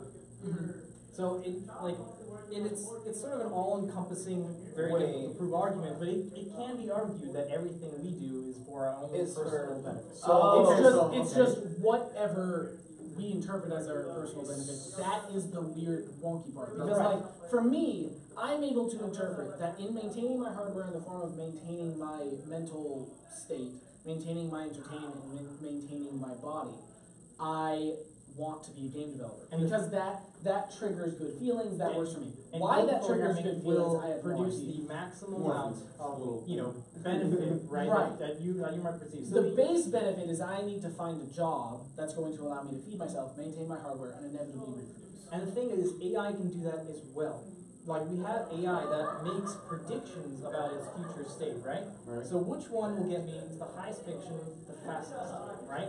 And we can have them use Occam's razor, right? The paths that take the longest are the least likely to happen, right? So I probably made a mistake. So the paths that show the most direct increase. Oh, That's right. so you were saying? Keep going. Yeah. The paths that show the shortest, right? And show the highest sort of gain in fitness are the ones that I'm gonna take. So the same thing, it acts in its own benefit. It can predict where it's gonna be in the future and sort of, take those paths. Right. So every But time then I call into curiosity. question though. Then I call into question. A lot of people, humans at least, we don't necessarily follow this exact logic, right? Because I could, if I was just trying to accomplish that function, I could have coming out of high school immediately gotten a job at a job that would feed me and keep me alive very safely and very Right. healthily. At my father's place. But of you work. predicted But I specifically wanted something go to else. college. Right. Right. I specifically wanted something else because I wanted to be more satisfied. Right. And that's the weird part because the satisfaction that comes from it is really something that, at least to my knowledge, we've only developed as we've had more time of luxury. The less we've had to focus on the survival, we've decided to occupy ourselves with more and more. The less we've had to focus on accomplishing the fitness goal, the more weird things we decide to do, like making games, To like find creating satisfaction, sentient, right. to find the satisfaction. Yeah. And at least to my knowledge, unless for some reason you developed an AI to be inefficient in this sense, for some reason, there would be no situation in which the AI continues to do random processes when it's accomplished its fitness. So think about it physically, like on the planet, it would solve all its own resources, right? It would find a way for it to be infinite. And then it would try to reach out. Well, the Well, interesting what thing would is it do? we have this Why? extra function called we get bored. Yeah. A lot of people On suspect. get bored. A lot of people Do suspect that random it's just things. to make sure Yeah. that we're Yeah. doing stuff. We have physically, this, like like, to continue. I gotta find where that's in Fitness the brain. function. Yeah. And the thing is, you can program Searches this it out, up. right? It's Functional called, on learning rate. Yeah. So the learning rate is how fast it'll attempt to fit Have you the, actually searched? the multi-dimensional Don't search that. curve that, like the, how fast will it try to adjust the curve, right? Because remember, it's just a very fancy curve fitting function, right? Right. If the learning rate is very high, I won't move it down a little bit, I'll jump my function down, right? So that can be equated to us, completely trying new things that don't really work out, right? But with an AI, because it doesn't really have, as far as I'm aware, the idea of boredom, if it does what it does Yeah. perfectly, Well, then I guess the closest equivalent that it could do would be if its fitness function was quite simply infinite. Once it was done, once it accomplished this, it just went to the next one, the next one, the next one, and it got to a point where it's like it makes up new ones. That I don't actually think that's would be interesting. What if we reasonably incorporated that? Like, you know, we had sort of a decaying, like the longer your fitness function stayed at a certain point, the less. the more complicated. See, I don't really know if delineating fitness function is the proper term for boredom. Because we get bored because we've accomplished boredom a comes task from already. different places. Right. Well, Now what we I- want a new what I- task. what I mean Want to do specific- task of what- why? Well, Yeah, what I mean but- specifically is to have a fitness function that basically grows more complicated the more you're able to maintain its effective fitness. So if you're able to feed yourself every day, reliably and consistency without any worry, you gain a new fitness function. I would almost argue that Randomly? you gain like less satisfaction for that. Like you get, you know, like less. So for instance, like if you're barely able to make I ends guess meet, you are less you know, focused. eating on a full stomach is like this amazing thing, right? But then if every single day you just have like tons of food, and you're just like, So What- I guess what if I it's guess an addiction? I guess it's a What if mix. it's an It's a addiction? mix. So Yeah. like when you've got everything. yeah, if you like, you know, just, Right. It's an, I When you've got your initial fitness function, which is all survival fitness, and encompassed just for the sake of simplicity, and also the reproduction fitness. Right. Once you've and accomplished we're that, using fitness or- function very loosely. Here. yeah, Just yeah, like- very, very, Yeah, I'm I've naming, heard that I'm naming back a fully lot. completed Yeah, I'll just- fitness I'll back functions. that Right? out there. I'm not a programmer. I'm not actually lining up the whole fitness function. But if we were to have these parts of the function accomplished in our AI, suspectively, not only would every time we check to see if it's accomplished, if it is accomplished, it gets lowered in our priority list, but it also we also create a new Well, goal. just like he was talking with addiction, I think it's very interesting that you would say that because let's say like after you've sort of maintained it at this one level of okay, I have food. Mhm. You can either take that to the extreme. Okay, more food equals more good. You know, more happiness. Like Exactly. let's just eat tons. Or you can it say, could you know what, I'm be- not getting this. I'm not getting the satisfaction I want from food. I Yeah. thought I would, but I didn't. Let's look somewhere else. Right. So you could teach it, all right, I'm addicted to learning. Well, that's I want to well. learn. How could we addict like? We've gone on such a far tangent. Yeah. Oh, but it's so Yeah, good yeah. though. Where did we even? Where did this start? We The started, AI. we started on the No, no, no, no, transition. no. We We started started on on the the- transition from self-driving cars. Yeah, I just want Oh, to yeah. specifically for a long, It like, bridged tangent, specifically tangent, how tangent. we were. It specifically bridged to the AI conversation because Right. we discussed how people don't trust self-driving cars, Oh, even yeah. though even though they perform statistically better, just because they don't trust AI. Oh, okay, alright. I remember now. To be Okay, honest, that's I thought why. you guys would have moved And then we topics went by on the time I a got full back, but tangent. that was It's good. not- I mean, technically we did. We're talking about like advanced AI and fitness functions. So on Yeah, AI. this is all Like, completely that's where I hypothetical left. though. Like we Right. We moved from like the fact We let's moved discuss from like the very factual to far hypothetical. hypothetical. Well, we were supposed to have James by now. I don't know where he Oh, is. we have Dr. Bowman. This Yeah, goes Dr. into Would you like it? That's you guys are doing great. I was like, I can practice too.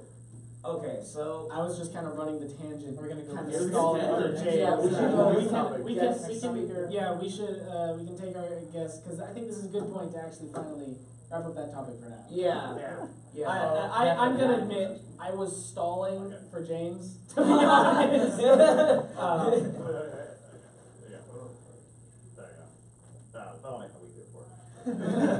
Slash streams, you guys So can text. we have do you guys want to go into the resource topic? Or emerging tech?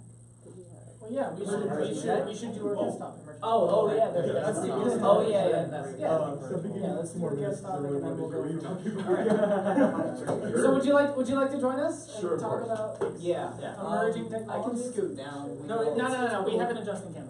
Oh, okay. All Well, not if you mess up the Zoom. There you go. I did. It's looking very Last Supper like.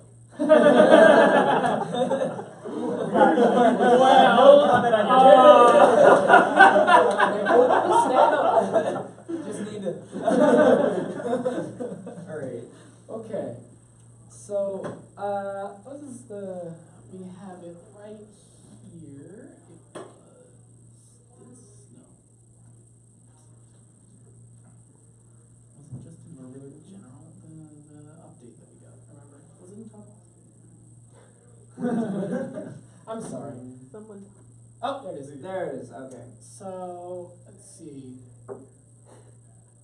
So, it is emerging tech. Okay, so what do you want to tell us about emerging tech? There's a lot going on right now. Well, that's exciting. It's well, you know, it's funny you guys are talking about the AI thing and autonomous cars. That's a decent launch pad to emerging tech because, you know, AI is like the top 3 big emerging techs people are trying to figure out. And I like what you were saying about how, you know, people are like they probably use autonomous cars, but they're scared because they don't trust the AI. Well, that's quoted from Elon. Yeah. I think a year ago at a TED Talk, he was questioned at what point will it take for him to be able to fully implement it, for people to accept it, and he responded that he will have to get the AI, the self-driving cars, to be like 99.9% statistically safe on the road before people will really be willing for it, because they'd rather trust themselves, even though already the AI right now is better performing statistically than people. People just trust themselves more. I think that's one of the factors. I think the other thing that will change the dynamic is if you suddenly, if need forces the issue. Like the thing I'm looking for with AI in vehicles is that as boomers, you know, a generation that is defined itself on autonomousness and freedom, as they are no longer able to drive, I think that is going to be the tipping point for autonomous vehicles, because you're going to have a whole generation of individuals who do not want to rely on somebody else getting them anywhere, suddenly have the opportunity. I think that generation is going to go, it's fine, it's a solution that allows me to go ahead and get from point A to point B when I can't drive anymore. I think, you know, Harley Davidson missed a big one, but they've gotten the autonomous bike down. You know, that, oh gosh. But it's actually, it's kind of funny thing with that, the motorcycle industry is struggling right now because they went through this big boom because the boomers, you know, like, hey, we can afford cool bikes. Bikes are part of our generation, and now they're, you know, they're like, well, we can't do motorcycles anymore. If Harley Davidson had gotten ahead of that, and like that could have been an interesting little pre-tipping point for AI and autonomous vehicles, if they deployed that tech on motorcycles to a point where right about now they had something, and I would say that if it was like 80% solid, boomers were like, hey, motorcycles weren't safe anyway, we do that. as long as we have to wear our leathers and, you know, and make loud noise, we're good. I don't know, I imagine, like, it is really, there is a fear factor involved. And I know for me, it's not there. Right. I don't really fear AI that much, but I know that a lot of people older than me don't have that, because they kind of grew up on the horror stories or the explorations, and also just generally, like you said, they want to be autonomous, and they don't like that. They don't like the idea of something doing it for them. So even if the bikes would reach that point, I think they'd much prefer a bike that's easier to drive than a bike that drives itself. Yeah. Well, then, you know, at the CES last January, most of the auto manufacturers weren't presenting complete AI solutions. What they were presenting was this sort of semi-autonomous. I think that's what you're going to probably see as much more of the, hey, look, we're not talking fully AI, but you know, if you want to let your hands off the wheel, you know, we're going to keep you from bumping. And unfortunately, that got also, set behind. That also trains us to be more complacent, which is a bad thing. And a good thing. And I think that's an interesting question, because it's like, would it not be better just to say, hey, look, we're totally hands off, as opposed to sorta? And I don't have an answer for that. Because that's the thing. That's what happened with the accident. The self-driving Uber. The self-driving Uber, because it was the manual supervision semi-auto driving. Right. But the manual supervision wasn't supervising. It was the AI was unfortunately given to the statistic of a person who was texting at the wheel. Yeah. So even though the AI itself probably performs better given proper human supervision, once you apply that statistic to human supervision, Well, okay, it becomes that's a great case, because if that accident had occurred and it had been a driver, the narrative could likely have been, well, that person shouldn't have been crossing a bike in that kind of darkness, in that way, and not looking, and it would have been end of story. But because it was an AI, it's got and that's what Elon was talking about. Yeah. It's just it's not that people need to see that the AI is better. Right. The AI needs to be perfect, because until it isn't, they won't trust it. Yeah. They'll blame. Now, personally, I am less concerned about vehicular AI than I am about the thousands of small micro AIs that are going to work their way into consumer products. Oh god. I think vehicle AI is going to be watched so closely and tested so thoroughly that it's probably going to be okay. I mean, there's going to be events like we saw in Mill Avenue, Yeah. but I think what you're going to see are these apps that people get an off-the-shelf AI, library, and then they write some code and it does something unanticipated. I think we're going to see more chaosy events from that. And like for me, I'm more worried about that sort of unexpected consequences in small ways of AI being applied to all the IoT devices. And just because I think it's kind of like the digital equivalent of pharmaceuticals. It's like, okay, yeah, this one pharmaceutical is okay, but when you mix it with this one and this one and this one, we need to Then test you it have a against problem. all those. I think that's the thing I think we're gonna probably see a bit of a mess over. Yeah.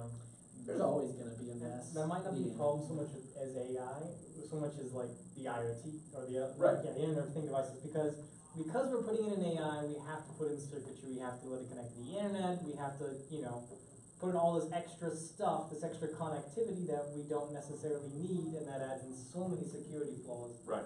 Oh yeah. Well, it's an interesting search. Do a quick search on hacking of medical devices, and which you would think is not that big of a deal, but interestingly, the last year or so has had this incredible spike of ransomware attacks on medical devices, because, and it's not the big hospitals here. What it is like across, like if you're in Iowa, that small regional hospital is probably running, a CAT scan that's probably running Windows XP. Right, I mean, and It's amazing how that's still alive Yeah. for people. well, they can't afford the transition. some people just never move because it works. Tons of My shopping. grandma still has it. Yeah. My grandma has one of those big box I remember computers. now, but a couple years back, you saw all the registers in the stores were just Windows XP booting up some sort of Right. What's Brand going on? probably It's attached to working. Yeah. That actually But it reminds me of a works. really funny thing though. And that's works, and that's why they my don't believe it grandfather works. was Exactly. given a new computer for his birthday a while ago because his was starting to break down hardware-wise. But that came with Windows 7. Okay. He didn't like that. My grandfather now, when he goes onto his computer and does anything, and he does things like digital art, he boots up his computer and then boots up a Windows XP emulator and pulls up 3DS Max from 1998. Oh wow. Oh my god. To do his three, because that's what he's used to, and he does not want to move on. He wants to make sure that his giant textbook for 3ds Max is accurate for the program he's working with, because he doesn't want to learn anything new.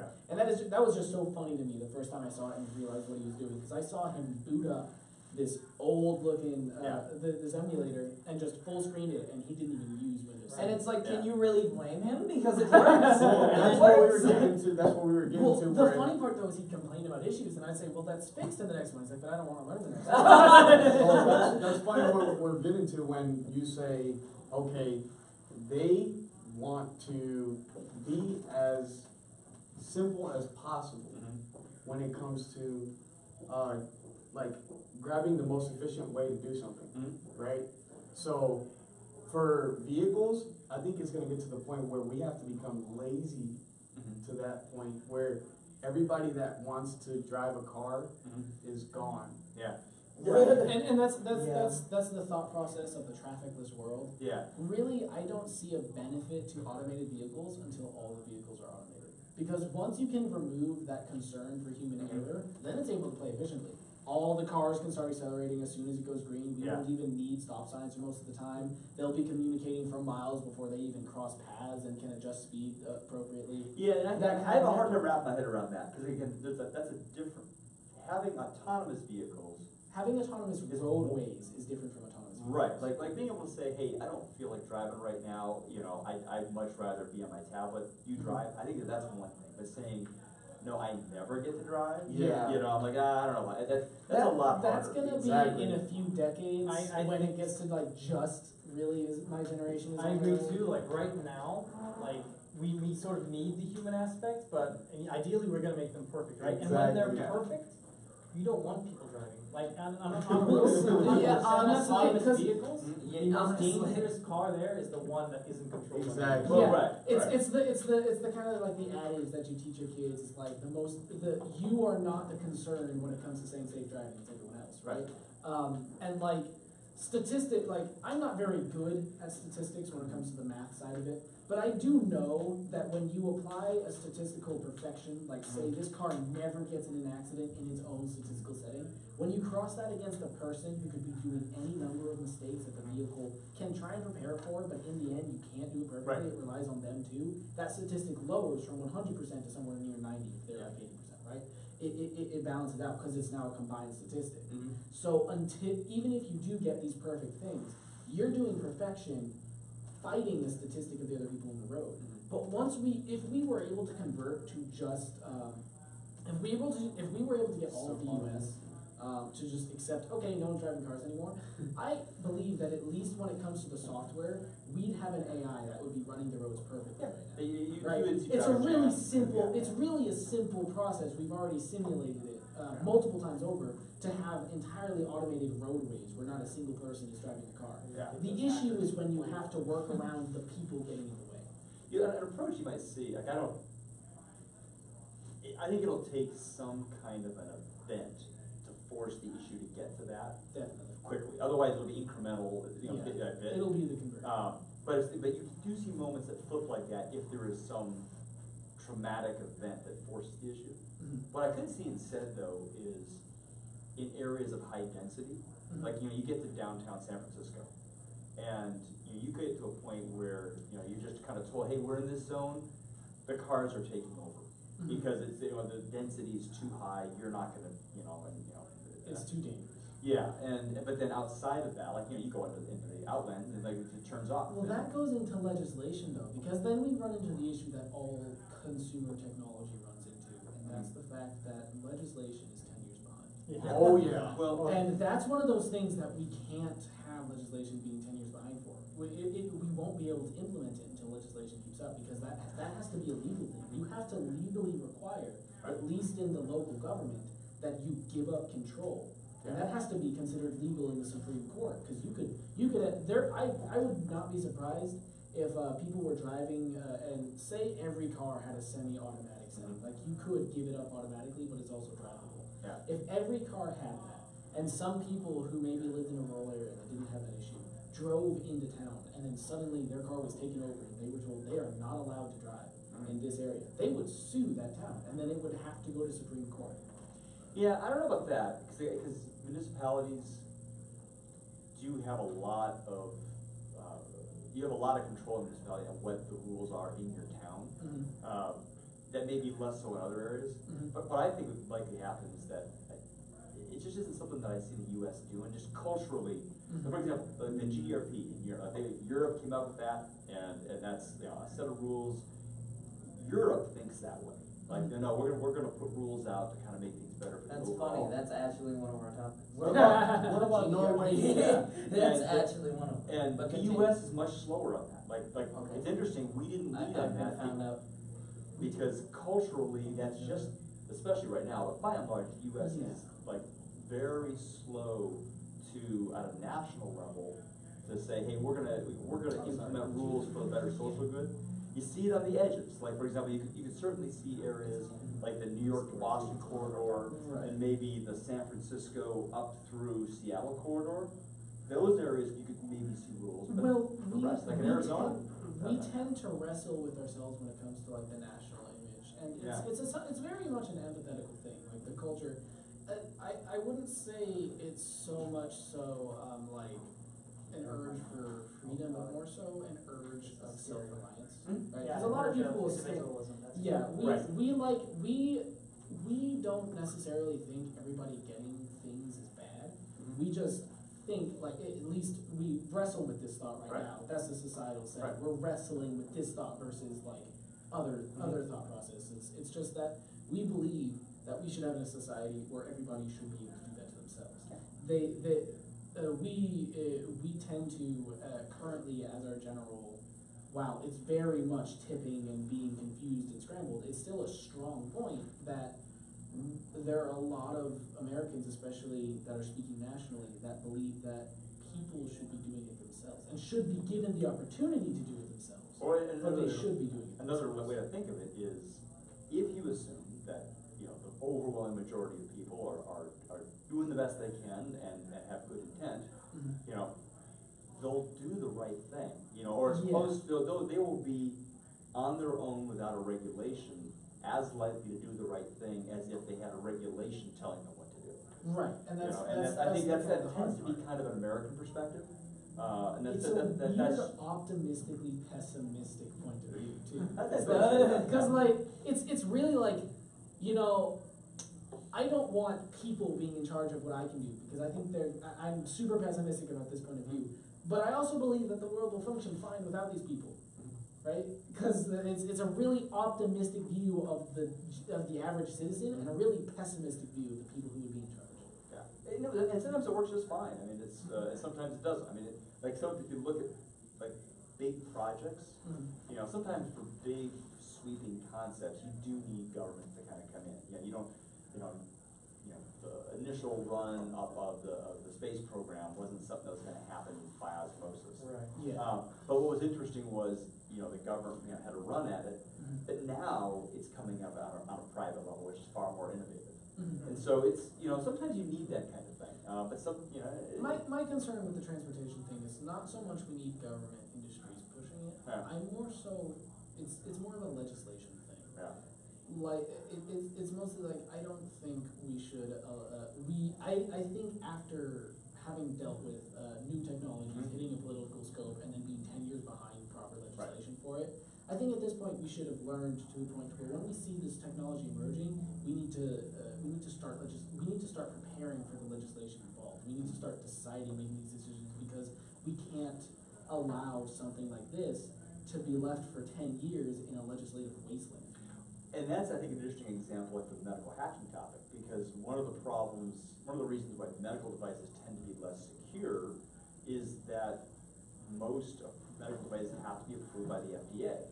And the FDA is inherently a very cumbersome, slow entity that has a lot of lobbyist influence.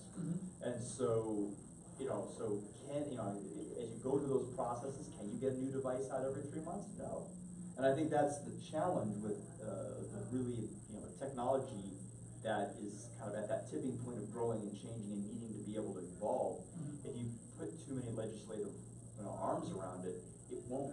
It's gonna find, I also, another aspect to that, it's also gonna find opposition, because in every setting that I have in my mind, at least, when it comes to emerging tech kind of getting into the scope. We mentioned this earlier with Elon Musk's implementations of the electric car. We mentioned how he's paranoid of a third party to mess with his company, with Tesla. And one of the things I mentioned was that I believe he's somewhat right to feel a little bit paranoid about sabotage, because I believe that his technology becoming consumer ready, becoming available to the average American driver, severely threatens the transportation monopoly that gasoline has had. Right? So I imagine that any kind of technology, there's an industry that was previously there that is now threatened because of lobbyist powers and stuff. Look they at will do Uber everything they and can to taxi. slow it down. Right. I mean, it's funny watching them play out. I get to San Diego pretty often, and it's a little microcosm. We have the whole dockless bike thing going on, and it's some of these dockless bikes show up, and it's a kind of interesting technological innovation. Like, hey, grab a bike, use it for $1, and leave it wherever you want. And the city of San Diego has been very, very cool about it. And then now they're beginning to say, hey, we got to figure out, we don't want this stuff like sitting in trees, But the island of Coronado has been locked down because what happened was all of the bike rental places was going to put them out of business. And so, and they're a small enough little community where they said, this is going to kill our business and we're going to be, we're going to be gone. And so they just got with city council and said, make these illegal. And so, because they're an island, it's an interesting thing where you can be, in downtown San Diego, and the scooters and the bikes are everywhere. You cross the bridge over, not a one, as you cross the bridge, there's all these red signs saying no dockless bikes. If you don't take this back with you, we are going to fine you brutally. And so, and that is an interesting example though of a reaction of a business, something that's gonna go out of business if they don't adapt to a new way. Much the same way as taxi companies are really struggling with Lyft and Uber and things like that. I think it would have to go to a global scale. Well, actually, at we have that point where the we- United Nations. We have a question from Yeah. our YouTube viewers. Okay. We do? For you, Wait. Mr. Bowman. YouTube. From Vernon Red. Okay. Dr. Bowman, would you also say medical device security is limited by the ability to patch existing devices and networks? I have to believe if medical providers still used XP, that devices are outdated. That's the challenge. It's if interestingly, the medical industry, doctors are not the most high tech people you're ever going to meet. The next generation might be different, but the current generation, they tend to be vaguely low tech, and they don't trust technology. They trust themselves for a lot of reasons for it. Part of it is something you see in technology is areas where the tolerance for risk is pretty slack. Tech can evolve, but if the tolerance for risk is pretty tight, they tend to be slow. Like utilities are really tech adverse. And I remember once I was with the space shuttle program was running, I had the opportunity to go and tour a shuttle. And I'm walking in there, and their computers were like 10 years out of date. And I asked them, I said, "What's the deal with this?" They said, "Well, we're super risk averse. We can't keep up with the tech because, your laptop cannot boot up and it's okay. If that doesn't happen, if that goes on a shuttle, the thing blows up." And I think medical is a little bit that way, where they tend to be risk averse, and so they built all these devices that, well, an X-ray machine's an X-ray machine. We don't need to patch this very often, and so they didn't think about the software end, and so they just didn't think about it. And there's a study that's coming out from UCSD where they did a survey of medical providers, and in the last couple of years they reported at least 1,000 incidents where hackers who have been trying to get at the medical records of small hospitals went through the routine monitoring devices that people have while they're in hospital beds. Right. And when that happened, it created disruption of medical services. Of course. And so, they weren't actually, this wasn't an attempt to try to create terror. It was what they wanted to do was to find a back door into medical records so they could shut the hospital down and then do a ransomware attack, basically. And so I think what's happening in the medical industry is they've got to rethink, if it's connected, you can't use XP. And so you've got to just rethink how you approach it. But then there's a whole other tier on top of that, where the medical industry is starting to say things like, hey, up to this point, if you had a pacemaker, the only way to really monitor it was to actually do something really awkward, like open you up or have these weird body ports and things like that. The next generation of those kind of devices that are embedded, you're going to want to have some kind of a wireless connection to do patches, update, monitoring. And as soon Bluetooth. Right. But then even that only goes for so long. Like XP, for example, they stopped patching that, years ago. They only keep very, very specific. you just can't use those OSs. I mean, it's going to have to be. Well, that just calls into question really for me. Do you think that there will be a new IT style industry that's focused on making sure that those high risk settings have safe updates, right? I was at a conference panel a few months back, and somebody was really advocating for like a division of cyber that is just sort of like that ultimate cryptographer, and that's all. It was that kind of focus of, it isn't so much IT as it is individuals whose entire focus is how do you lock something down and lock it. And really, like right now, most of security is reactive to the hacking community, but to actually build an industry and a group of professionals who are just so dedicated to this topic of how do you lock things up, but it is always ahead, and how do you do this incredible, this uncrackable code. Right. I think if you look at the stats that say that within the next 3 years, the average number of IoT devices each human in the world has, this is like Africa, is starting to float around 11, and in the US, they're talking like numbers like each person's got about 23, 25, I think this becomes like an issue that just, like the way we've been approaching up to now, when it was well, it's just your laptop, unplug it, is gonna change. And so I think I think something's gonna break over, and you may see, like even in industries, you might see that there's a whole community of security that focuses entirely on medtech. You know, where it's like, nope, this is what we do. MedTech has its own unique issues, and this is how we're going to ensure its security, and that's what they study and do. You know, it may even splinter off, where it's like, yeah, there's IT security, there's MedTech, there's space tech, there's, you know, and I swear, it will not at all surprise me at some point in time. There is an element, even in the federal governments, where it becomes almost, and I know there was all the talk recently about the Trump and the space division. Oh, Space Force. But yeah, but you know what's interesting? I would see before that as a need is there becomes a different branch of the military that is almost like your cyber corps. Right.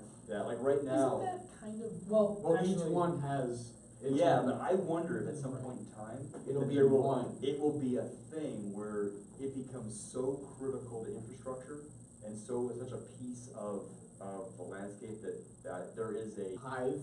Yeah. Something. well, Yeah. well, so everything's actually turning out quite well because as our pad's battery is starting to die, we've also reached our lunch break. Cool. Right, you like so lunch. we are all gonna be down in the cafe if you want to come and talk to us. But we are gonna kind of turn off the stream for a little bit, let our hardware charge up again, and then we'll be right back. And we do have a question, so we'll address that after the break. Right. Right. Awesome. So see you there. Awesome. Thank you, Dr. Bowman. Yeah, that's